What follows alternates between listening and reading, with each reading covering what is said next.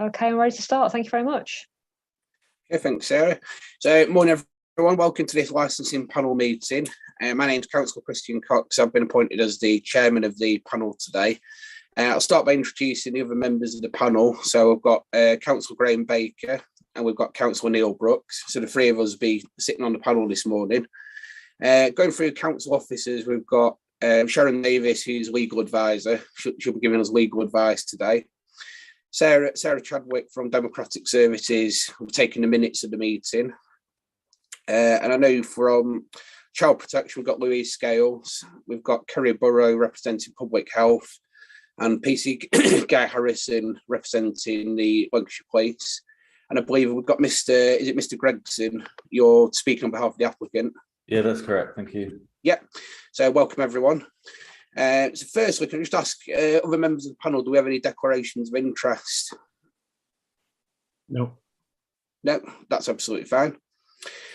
So item 3 on the agenda, I'll just go over the procedure of the meeting. So as I mentioned, we've got 4 groups to speak this morning. As a panel, we've agreed time limit of 15 minutes for each group.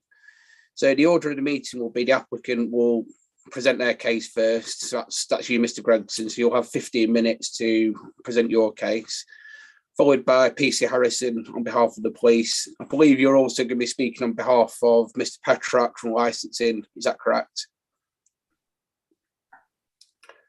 And then we've got Louise Scales speaking on behalf of Child Protection and Kerry Burrow speaking on behalf of Public Health. So like I say, 15 minutes each. And then at the end, we'll have a 5-minute summing up period as well, just to go over everything and just summarise everything. Is everyone happy with that? Yes. Good. So, Yes, thank you. So we'll start with Mr. Gregson. So, Mr. Gregson, you've got 15 minutes to put your case forward. Why we should grant this application today? Okay, thank you. I don't think I'm going to take the full 15 minutes. It's just a quick one today. So, obviously, reading through all of the representations based on the cumulative impact area, what we wanted to do was hopefully would mediate before this to try and put some strengthy conditions together that would show that the licensing objectives could be met and that there'd be no further impact put in place. Unfortunately, everybody ticked for there to be no mediation, so it had to go to hearing. But the conditions that I've put together with the client, the operators, we believe are strong enough, if not probably going a little bit too far, to meet the cumulative impact. Sorry, Guy, you raising your hand?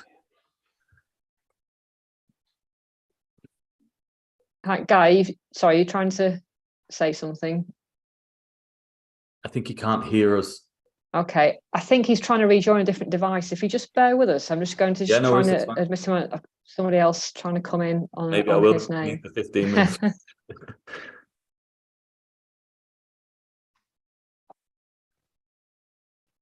Let's see if he can reconnect on another device instead.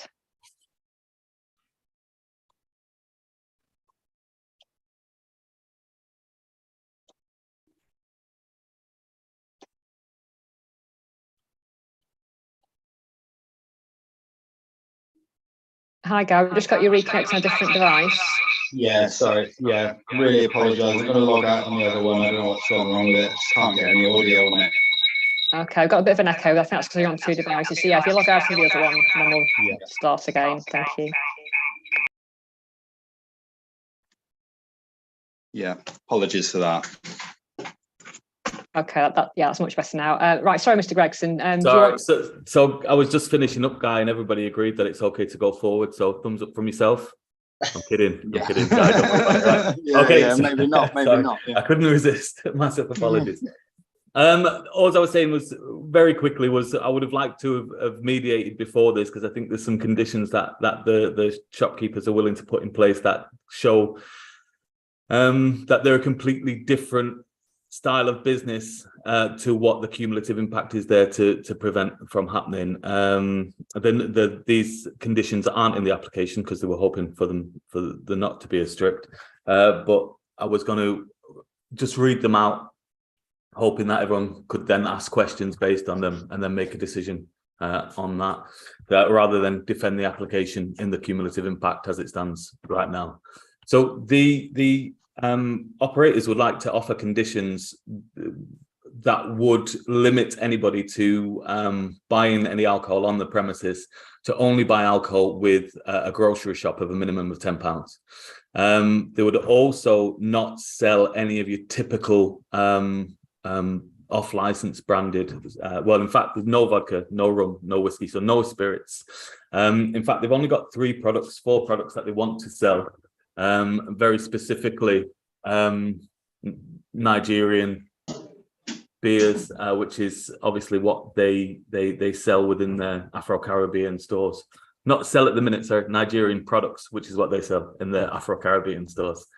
Okay, so really, I don't know how we would do it for the specific types of beers. I'm sure we could work something out. There's Origin beer is one of them. It's a lager of 6%. There's a Star beer and an Alamo bitters, and then the last one is a Guinness Foreign Extra Stout, which apparently is big in Nigeria. So they're the only four things that they want to sell. And obviously, rather than limiting it to them four products, which would be really hard to put into conditions, I completely understand that. If we limit it to what they can't sell, so no gin, no rum, no vodka, no whiskey, no lagers over 6%, and limit them to the purchase of alcohol to only be with a £10 grocery shop, that obviously the grocery shop is £10 non-alcohol. Alcohol is on top of the £10 that they would have to spend. And then, sorry, we could also say that there would be no single products sold as alcohol, which would help limit any street drinkers who had a spare £10 to spend on groceries, but that would help a little bit more. So everything had to come in multiples rather than singles. One of the things that we found the biggest cause of street drinking is the ability to buy single cans and bottles at any one time. With obviously people begging in the street till they get a certain amount of money straight back in the shop, buy one and then back out. So that they're the conditions and the lengths that they're willing to go. They are completely different to your traditional off-license. They're specialists in Afro-Caribbean produce. They want to continue that with the alcohol as well, and they're willing to put them conditions in place to ensure that the licensing objectives can be met. And that's all I was going to say. Thank you. Right, thanks, Mr. Gregson. So I'll just go through different parties who can ask questions of you now, yes, Mr. Gregson. But first, PC Harrison, do you have any questions for Mr. Gregson?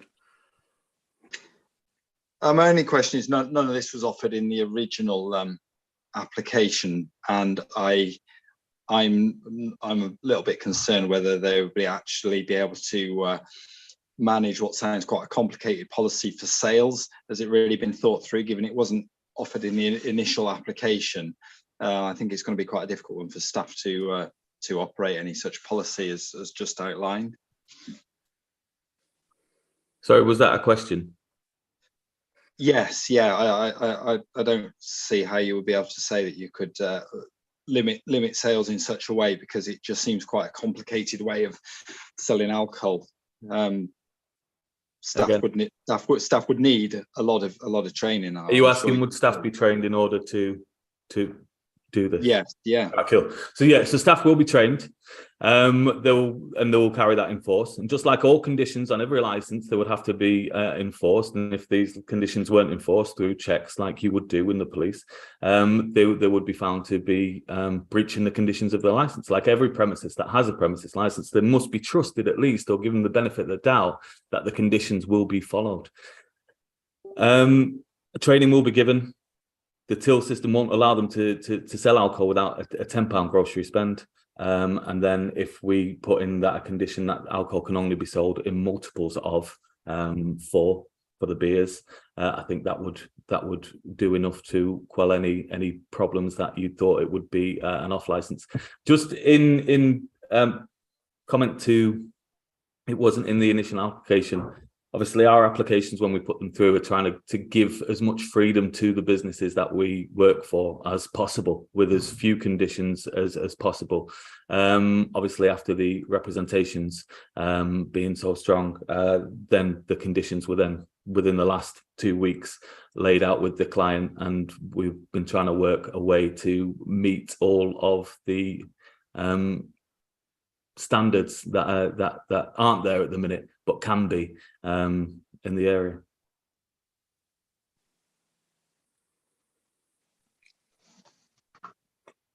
That's fine. Any further questions, PC Harrison? No, thank you. That's fine, thanks. Louise from Child Protection, do you have any questions for Mr. Gregson? Sorry, just taking my mute off. Can you hear me now? Oh, sorry. Yeah. Yeah, I just wanted to query. You said you'd be offering Nigerian beers and you've listed those. Yeah. You said no gin or rum. Yeah. Mean you'd be not offering any spirits or fortified wines at all? It's not really clear. Yeah, no, it's just them. So you can, if you want to put it in as no spirits or fortified wines, then that's fine. Yeah, gin or rum is quite specific as to what you're not offering, but there's I actually said gin, rum, vodka, or whiskey, which is what. All right, I misheard you then. No, that's fine. So yeah, so if you wanted to list it to be clear as no spirits, then they'd be happy to do that, because they have no intention of selling spirits. Yeah, and I think in the original application, I don't think there was any mention of staff training. I know you offered Challenge 25. Yeah, always. I'm just trying to get it up on the screen. So what would you be offering in the way of staff training? So just bear with me 2 seconds. Let me go back. I'm going to.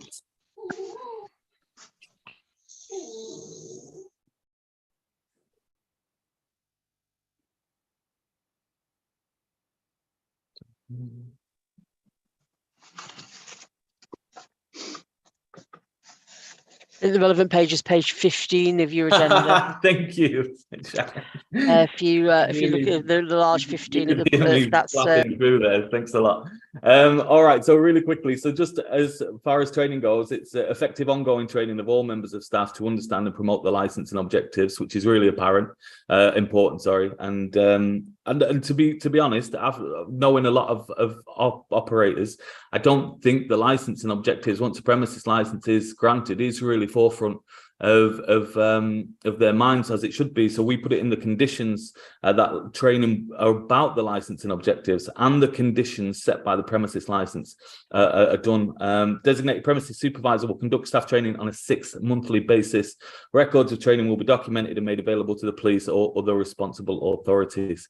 So that's in the original application, and obviously we're willing to talk about more.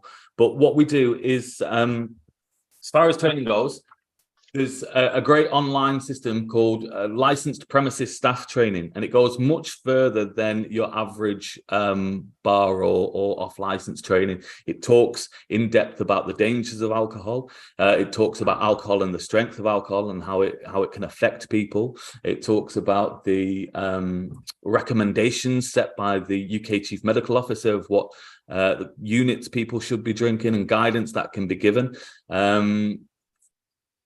Pregnant persons or people who are seeking to be pregnant, they're advised to not drink any alcohol is involved in this training, as well as a Challenge 25 is involved in the training. And it's an accredited qualification. That's a certificate will be printed for every person who takes part in that. So it goes much further into the license and objectives than what your average training would be, which is normally from a manager, come in, this is what we sell, that's how you use your till, and away you go. So I think as far as training goes, there's actually quite a bit in there that would definitely separate their staff to the majority of people that are working in the area.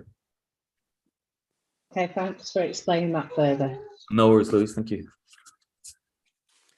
And Kerry from Public Health, do you have any questions for Mr. Gregson? No questions from me, thank you, Councillor Cox. Thanks very much. Okay, so that concludes that section. So we'll move on to the police next. So PC Harrison, you'll present your case on. Chair, sorry, do any of the other councillors on the panel have any questions? Yes, sorry, the fellow panel members have any questions? Sorry, skip that bit. No, I don't. Thank you. Yes, Councillor Brooks. Yeah, just a quick one, really. The beers that were outlined, yes, quite strong. Yeah, one is 6% in strength. The others are 5.2%. And what's the Guinness? I think the Guinness is probably 9 or 11% from personal recollection. 7.5. That was close. 11% and 7.5. I would say there's a little bit of difference, but I'll give you that. Close enough. It's stronger than your average pint of Carlsberg or Carling, but it's also more expensive. It's can only be bought in multiples, so they'll have to pay even more money for it. It's not something people will tend to drink on the street. Now, the problem is with the area, as stated in the cumulative impact, that there's too much choice for people. So if anyone didn't want to pay £3.60 for a bottle of Guinness for an extra stout, which is 7.2, or go even further and have to buy 4, there's enough places for them to go and buy their usual Carlsberg or Carling or whatever it is, the Kestrel Super Strength, Lynx Silvers, Carlsberg not export, the extra strength lagers that are available, 3 litres of Old English cider or any cider, White Lightning, Omega at 8% to anyone without any restrictions in the majority of the premises that are open, which is where the problems are coming from. So yeah, this is a stronger than average beer, but with conditions. It is very specific. You have to buy £10 worth of groceries if we do it that way, and you have to buy 4 at a time. I think there's enough to stop your average street drinker from choosing this outlet over the multiples that you've outlaid in the cumulative impact area that they can go to instead. I'm glad you mentioned all the other establishments and all the other beers that are available. What you haven't mentioned is that why this particular application wouldn't only add to that problem. Well, with the conditions, I think that is the case. I think with the conditions set in place, I think we're not going to get the street drinkers coming in. We're not going to get the average punter coming in trying to get the cheap drinks and to get drunk. We're not selling gin, rum, vodka, whiskey, the super strength stuff that people can buy. In most of the shops where there's an issue, you can go in, you can buy a small or a half bottle of vodka for £4.99. And that's where quite a lot of problems come from with people. The readily available of strong spirits at a price without any checks or vets put in place because too many licenses have been granted over the years with lenient conditions. What we're asking for now at the hearing, not in the original application, we're asking for you to take in mind what we've put forward at the hearing, that the conditions are going to be so strong that they will uphold the license and objectives and they won't add further cumulative impact.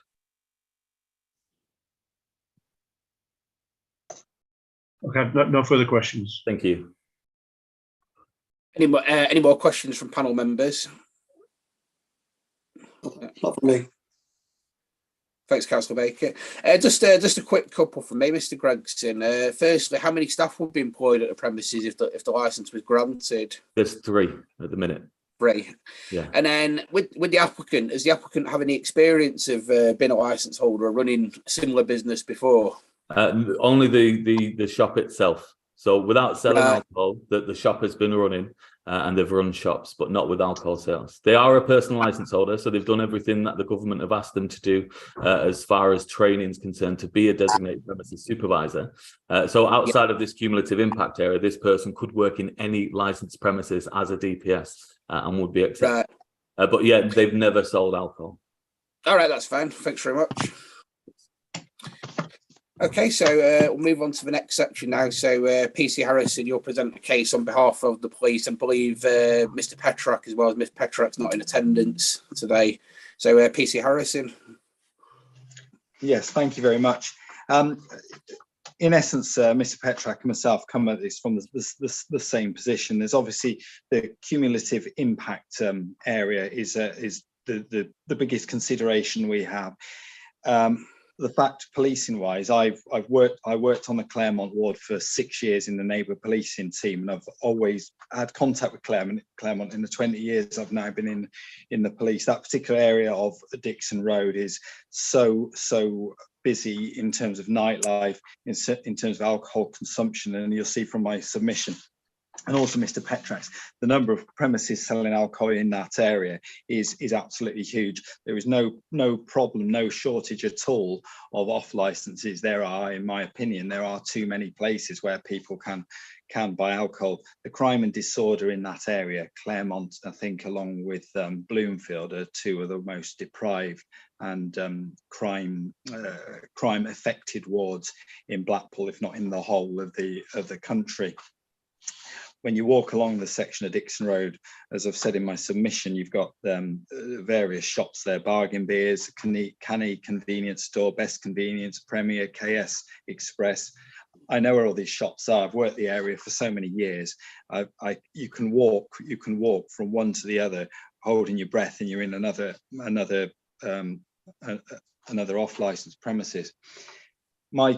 My concern with this, and what we've just heard in the submission as well, is that we're getting too bogged down in the idea of variety. Just precluding some certain drinks from sale could be something that any off license could do to justify why they should have a license. Any premises could do to justify why they have a license. I think it was touched on by one of the other submissions. The issue is this is more quantity. This is more quantity on the streets of Blackpool, just where, in terms of for the well-being of residents, protection of children, crime and disorder, we don't need any more alcohol. Some of the beers spoken about just now, I was quite surprised myself about the strength of these things. These are pretty strong things that we are speaking about. So you may have precluded certain types of drink. However, the ones mentioned were, I believe, extremely strong. I also think there could well be an issue at the shop with people coming in to buy drink with the £10 policy. I understand what's being said, but that of itself could end up with people arguing as they come in about what that policy means. Oh, does it mean I have to buy £10 worth as long as there's some alcohol involved? I just think that there will be huge issues with that, and that itself could bring issues to the shop. Street drinking, there was another alleyway that we were running down there, which I think takes away again some of the other difficulties that we have in this area in Blackpool. Street drinking is a huge problem. It's a massive problem, but it's not the only problem. The amount of residents who live nearby who have alcohol problems, the amount of holiday makers who we want to encourage into indoor drinking venues rather than being on the street, they become street drinkers, if you will, by the fact that they can buy the drink, walk down to the town, take their time whilst already having a drink in their hands. It's all adding to people fueled by alcohol being on the street. From that, you end up with fights, disorder. You end up with the police being called. You depend on agencies like the police to monitor that people aren't street drinking. They shouldn't street drink, but we will never be in a position where we are there at all times to stop people doing so. We're going too far into the idea of variety rather than quantity. This, to me, just adds more alcohol onto the street. The figures I've given here shows that in Claremont ward during last year, there was 1,483 ASB incidents. That's ASB alone. That's outside of the over 1,000 assaults recorded, public order offences recorded. Street drinking on the street as opposed to street drinkers. Drinking on the street is the issue that we should be looking at. That's why I believe the policy is there to help to mitigate against what is already a saturated area, to mitigate against what it already is a problematic area for crime and disorder. And I'm just looking at Mr. Petrax's submission now, which comes nicely annotated as well with maps showing the area where the most crime and disorder is, with the amount of alcohol that's available to buy there. I don't think there's been enough in this submission to show why this premises differs enough from any other premises in terms of what it essentially will be doing. It will be another off-license premises in another very busy area of Blackpool that has massive amounts of alcohol for sale anyway, as well as all the pubs and the hotels. It's just like a strip, Dixon Road, of every other shop essentially being an off-license. I have grave concerns about it, and I don't think any of the mitigations in place change the key fact that there's going to be more alcohol in this area where we really don't need it. And that essentially is my submission. Right, thanks, PC Harrison. So let's go through questions again. So first, Mr. Gregson, do you have any questions for PC Harrison? Yes, sure. Do you work in the area and you know the off licenses that are there? Do you know the conditions that are on the licenses that are operating at the minute? I can't reel off the conditions for each and every. No, but just in general, are there any strong conditions on any of the shops that you know of, that especially that have opened in the last couple of years? Yeah, most of them. I mean, I've been in licensing now for 2 years, and most of the licenses that we grant have quite strict conditions. So and the whole idea. Some of the ones that off the top of your head that you can think of, the stronger conditions that are in the shops. I'm not going to compare which ones we would. It's like comparing apples and bananas. They're different depending on what hours, locations, etc.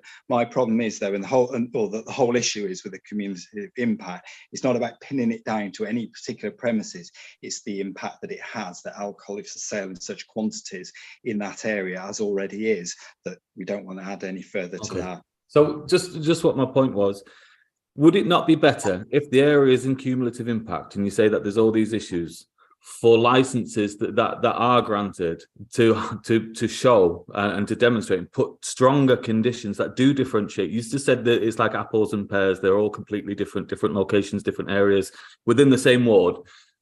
The conditions that we're putting forward, I don't want them to be overlooked. You keep saying that there's masses and masses of alcohol. We've picked 4 brands where you have to buy multiples of 4 with a £10 grocery shop. It separates them completely to your average shop. There's so much availability in that area. Do you think if one of the people that drink in the area would go to an Afro-Caribbean shop where they would have to spend money to buy a multi-pack of 4 of a strange beer, not strange, sorry, of a different variety of beer, rather than, like you said yourself, the off license, the premier shop, everywhere that's down the road where they can get their gin, they can get their rum, the vodka, the whiskey, the Carlsberg Super Strength. Would you think they would go to this shop or the shop 2 seconds down the road? I'm absolutely not an enemy of strong conditions. I believe in strong conditions, and I appreciate. No, I believe you do. No, it's just that in general. If you were to think yourself as a customer, where would you go? The people that you're talking about, these visitors to town, these people who are coming out, all the people that are going, where do you think they would go to buy their beer from? One that's got a selection of 3 or 4 with conditions where you have to spend money, or just up the road where you've said there's multiple choices that are already licensed. That's where they would go. We're for a very small niche market of people, and the conditions have set it to be, the new conditions have set it to be that. I don't want to spend too much time asking you a question. I apologize for the time I've taken. But that's just what I wanted to do. Yeah, and to me, again, it's not about who sells what, which one would you choose. It's about the impact of yet another off license on an area which is already, as I keep using the word saturated because that's in the policy, isn't it? But that is the problem. It is more alcohol on the streets. It's not to say, it's bad to have strong conditions. Obviously, I'm not against strong conditions being on the license, but it is more alcohol being sold in that area. And I don't think that there's as many, perhaps on a hot summer's evening, as many discerning customers as you might imagine there to be in that area of Blackpool. Sorry, I didn't get that last part. Yeah, I say on a hot night in Blackpool in the summer when it's absolutely so busy, I don't think there's as many discerning customers as you might imagine. It's just more alcohol for sale, and people will get the alcohol where they can get it.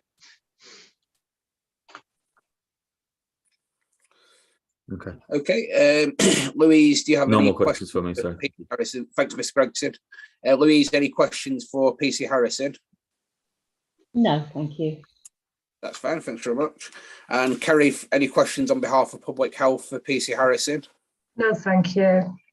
That's great. And do members of the panel have any questions for PC Harrison? No, that's fine. Thank you. That's fine. Thanks very much. So we'll move on to child protection. So Louise Scales, you'll present your case on behalf of child protection. Thank you. I'll just be very quick, really. I won't need the full time that you've allocated me. I just want to reiterate what PC Harrison has said about the high crime area, the ASB, the problems in the community. The applicant or the representation is now offering more conditions. I am concerned about this £10 policy and how difficult that would be for staff to police. And I think what Guy's already said is that that could cause problems for the members of staff. Now, you have suggested a selection of 3 or 4 beers, and I think we've already established one of them is a high alcohol content. But my concern is you're offering these beers, but you're not stipulating them on the licence. So really, if the licence were granted, they could actually stock anything within that off licence. The only thing you're talking about is not having spirits and fortified wines. So it would become just another outlet on Dixon Road that sells a variety of beers, etc., lagers. So I don't know how you're going to say that this is completely specialised and limited to these 4 brands. So I don't think that's what you've actually asked for, if you can clarify that. Yeah, sure. Sorry.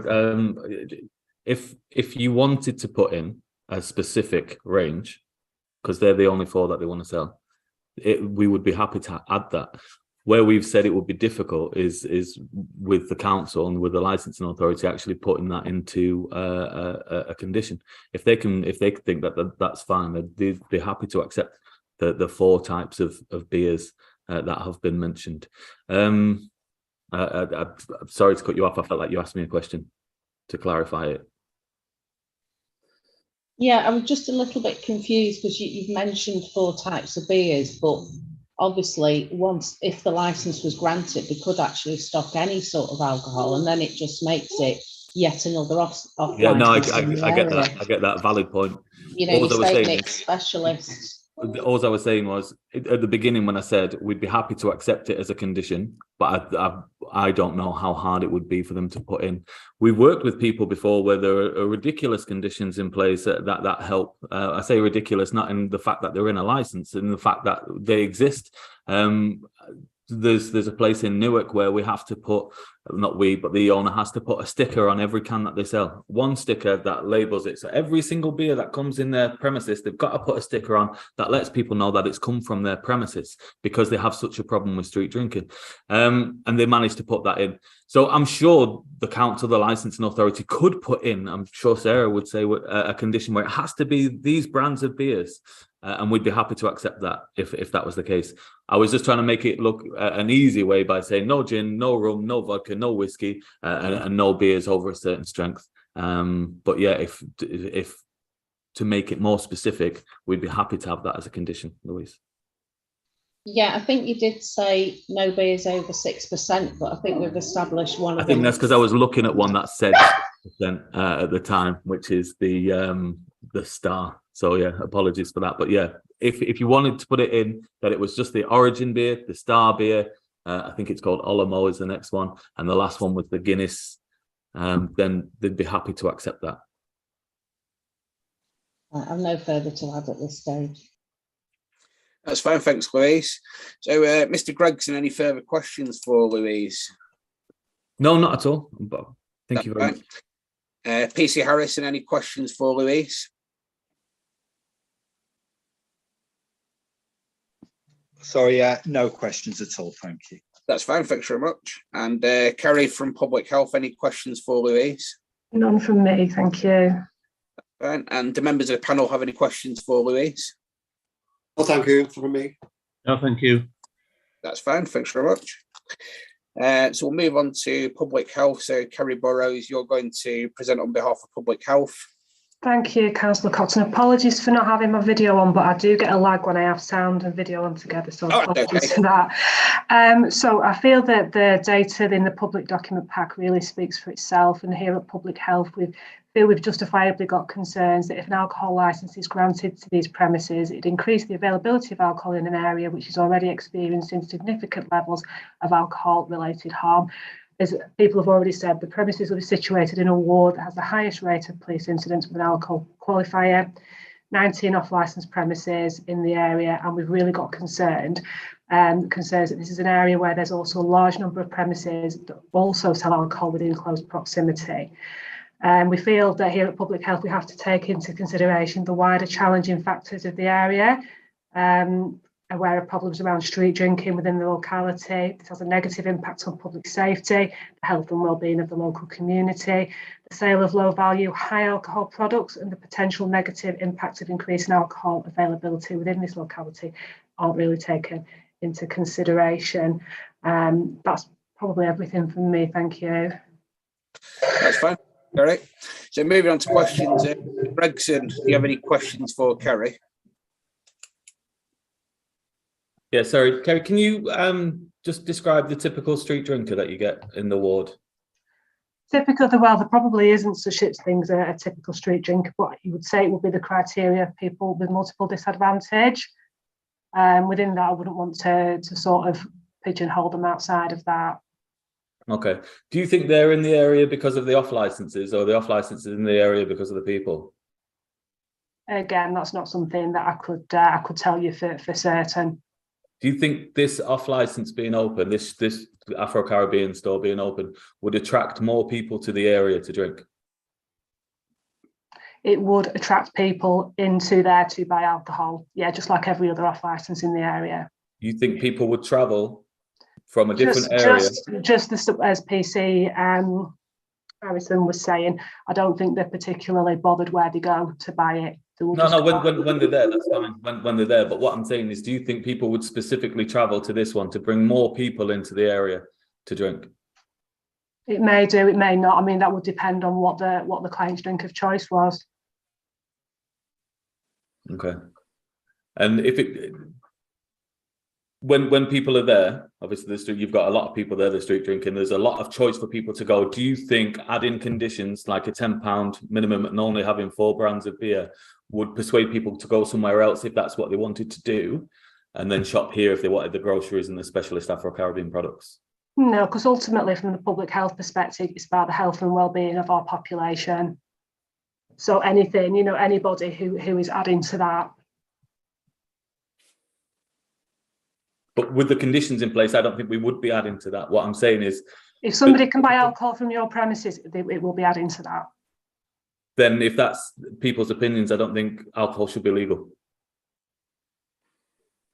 This is a public health perspective, though. Okay.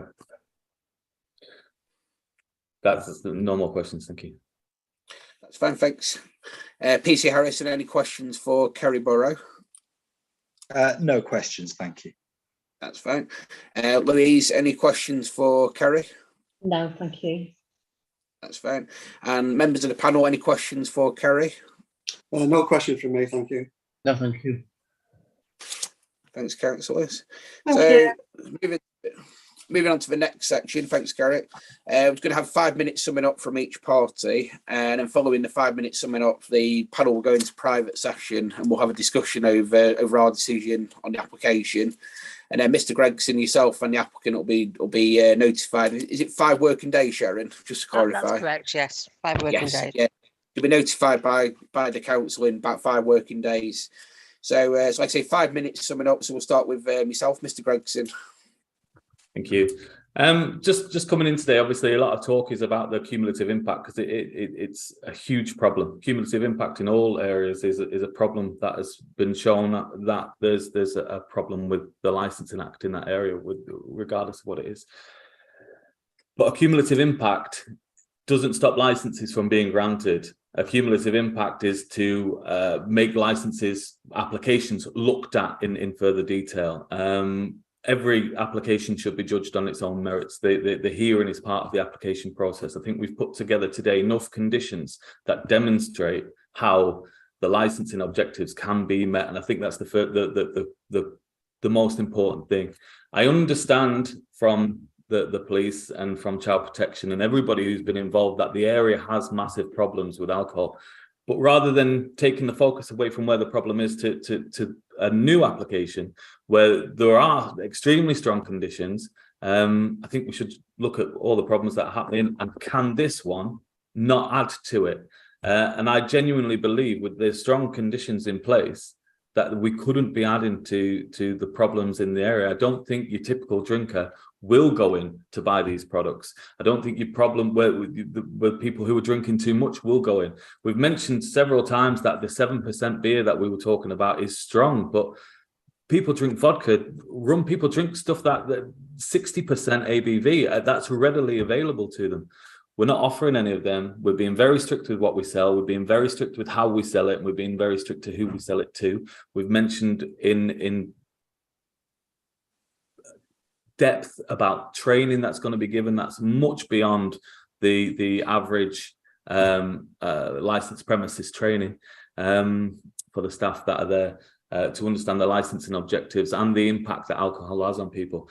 I believe, and this is a genuine belief, that this could help the area. I know that sounds ridiculous, but I believe that having licenses that have serious, strong conditions will make people think about how they do it. And when the next one goes, if anyone ever else applies again, you can look at how these conditions have helped the area. We've worked with lots of different areas of street drinking. Like I said, we put some very strong conditions onto licenses, and they do work. Again, there was a lot of concern about how this condition will work for the premises, but don't worry about the premises and how it's going to do it.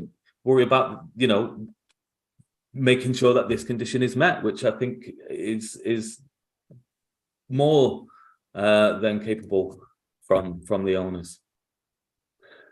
In short, which is probably a little bit too late to say that, I think that the application didn't meet standards for the cumulative impact, but I think the conditions that have been brought forward have shown that the license can be granted in an area of cumulative impact and the licensing objectives be met without further adding to the stress of Mr. Harrison and Louise Scales and so on. Thank you. I think I went. Right, thanks, Mr. Gregson. Mr. Gregson, can I just check? Can I just ask Mr. Gregson one quick question just to make sure my notes are complete? You've mentioned 4 beers. I've got Origin Star and the Guinness Foreign Extra Stout. Yeah, what was the 4th one? Star, is it? I've got Origin Star, Guinness Foreign Extra Stout. Golder Extra Mature. So what? Sorry, extra mature. Golder Extra Mature. It sounds like a cheese, but it isn't. It's let me have a look. High quality premium barley from Nigerian. Golder was that? Golder, G-U-L-D-E-R. G-U-L-D-E-R. Extra mature. Mature. Thank you. 5.2% ABV. Chair, could I just ask another question? Sorry, have I missed me? Yes, Councillor Baker. Yeah, that's fine. Could Mr. Gregson please explain whether they're going to be selling cigarettes in this store? Because the cost of cigarettes would easily take that £10 figure. So it would do, yeah. I'm sure they will be selling cigarettes, but if you want to make sure cigarettes aren't part of your grocery shop, we'll be more than happy to do that, because I don't think that would make the condition well spotted. I don't think that would make the condition work. It would have to be anything away from the sealed containers. Thank you very much. Thanks. So next, PC Harrison, you're summing up, please.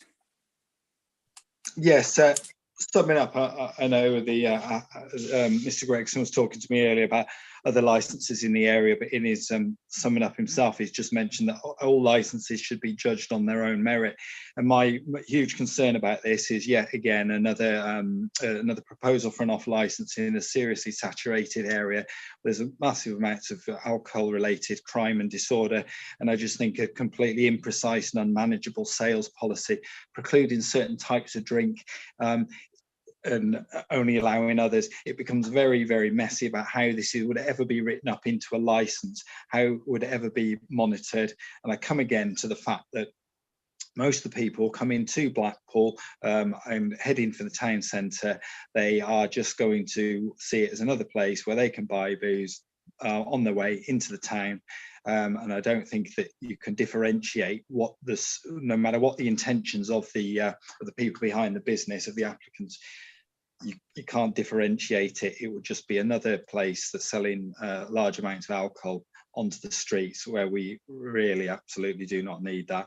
And I say I cannot see how the sales policy could possibly be enacted. It just sounds so confusing that it's just given to mistakes being made or different interpretations being taken, even amongst staff, about what they can and can't do. So that's my sum total.